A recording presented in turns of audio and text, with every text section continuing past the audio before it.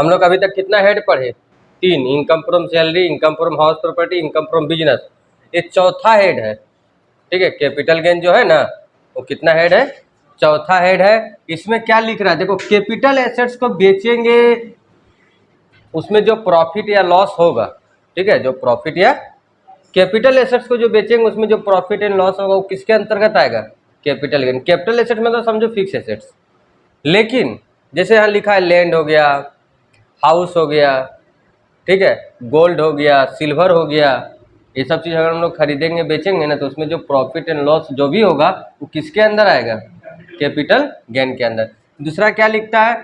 ये टैक्सेबल होगा, capital gain का चौथा हेड है, याद रखना ये क्या है? चौथा हेड है। लेकिन देखो कैपिटल एसेट्स का मतलब क्या होता है? कोई भी एसेट्स, कोई भी प्रॉपर्टी जो किसका है? करदाता का, एसेट्स का, ठीक है, जो एसएससी का है, जो करदाता का है, कोई भी एसेट जिसका मालिक वो है वो क्या कहलाता है? कैपिटल एसेट्स, ठीक है। उसके बाद लेकिन देखो सब कुछ कुछ ऐसा है जो कि कैपिटल एसेट्स नहीं मान सकता, जिसको बोलते हैं एक्सेप्शन। जैसे जिस चीज़ का बिजनेस करता है वो कैपिटल एसेट नहीं कहलाएगा।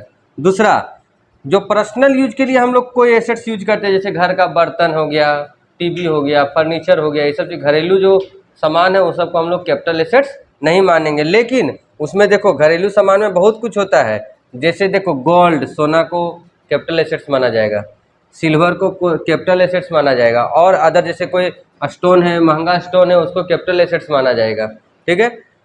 और कुछ कुछ और है, जैसे देखो ध्यान से पुरातत्व विभाग से कुछ ऐसा कुछ निकलता है, वो फोटोग्राफ, आर्ट गैलरी, ज्वेलरी, ये सब चीज़ रहेगा तो उसको पर्सनल एसेट्स है, लेकिन इसको कैपिटल एसेट्स ही मानेंगे क्योंकि सब महंगा सामान हो गया ना, गोल्ड हो गया, ठीक है ना, ये सब खरीदेंगे बेचेंगे, इसमें जो प्रॉफिट एंड लॉस होगा वो कैपिटल गेन के अंतर्गत आएगा। फिर क्या लिखता है? Agriculture land India. अगर तुमने इंडिया में कहीं खेती करने वाला ज़मीन लिया है लेकिन वहाँ पॉपुलेशन 10,000 से क्या होना चाहिए? कम होना चाहिए, तो हम लोग का क्या हो जाता है? वो एग्रीकल्चर लैंड को अगर खरीदेगा बेचेगा वैसा टाइप का, तो वो हम लोग का कैपिटल गेन के अंतर्गत नहीं आएगा। फिर गोल्ड डिपॉजिट बॉन्ड, अगर हम लोग गोल्ड डिपॉजिट बॉन्ड खरीदे हैं, उसमें पैसा रखे हैं, तो उसमें हम लोग वो भी हम लोग का क्या आएगा? कैपिटल एसेट्स नहीं होगा, ठीक है ना। इसको लिख लो।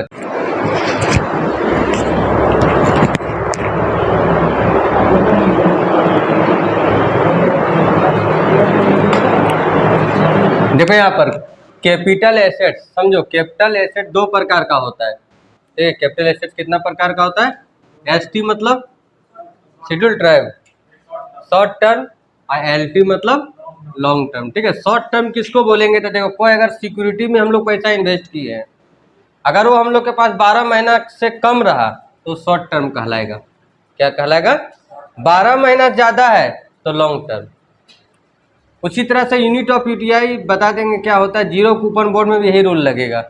अनलिस्टेड शेयर, याद रखना, अनलिस्टेड शेयर अगर 24 महीना लिखा रहेगा, क्वेश्चन जब हम लोग बनाएंगे तो लिखा रहेगा कौन लिस्टेड है कौन अनलिस्टेड। लिस्टेड अनलिस्टेड रहेगा तो अगर 24 महीना का अंदर बेच देंगे तो शॉर्ट टर्म में आएगा, 24 महीना के बाद बेचेंगे तो लॉन्ग टर्म में। बताते हैं क्यों जरूरी है। और अब बाकी सब एसेट 36 महीना मतलब 3 साल, ठीक है। इतना 1 2 3 4, ये 4 छोड़ के, ठीक है, 4 छोड़ के लगभग हम लोग का सब में कितना लगेगा? 36 महीना। अब हम लोग देखो ध्यान से, शॉर्ट टर्म में हम लोग को कोई झमेला नहीं है, जैसे लाभ हानि पड़ता था ना, सेम टू सेम निकाल दो। क्या लिखा है? कंप्यूटेशन ऑफ एसटी, देखो इसका फुल फॉर्म बताते हैं, एसटीसीजी मतलब शॉर्ट टर्म कैपिटल गेन। जितना बेचे वो यहाँ लिख देंगे, जितना एसेट्स बेचे सेलिंग प्राइस माइनस अगर कुछ ब्रोकरेज दिए हैं या कुछ सेलिंग एक्सपेंसेस हुआ तो माइनस कर देंगे, तो हम लोग का नेट सेल्स आ जाएगा।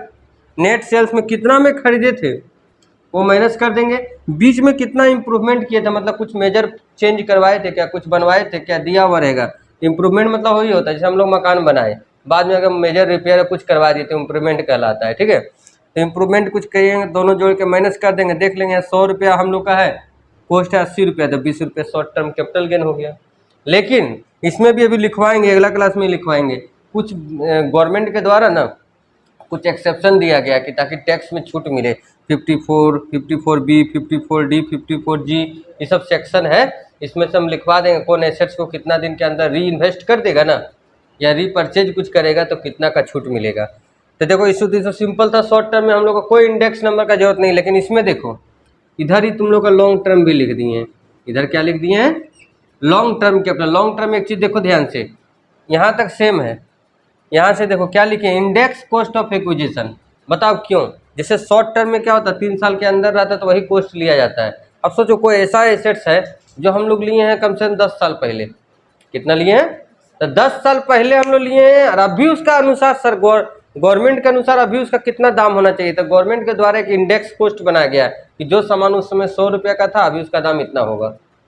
ठीक है, तो इसमें लॉन्ग टर्म में हमेशा याद रखना इंडेक्स को नंबर लगेगा। तुम लोग को इंडेक्स नंबर याद नहीं रखना है, सिर्फ हम लोग हाल फिलहाल वाला जो करंट ईयर का याद रखेंगे, बाकी सब में वहाँ दिया हुआ रहेगा जब खरीदा है तब का इंडेक्स नंबर कितना था। तो देखो कॉस्ट जितना में खरीदे थे उस समय इंडेक्स नंबर उसका कितना था, और अभी बेच रहे हैं तो कितना है।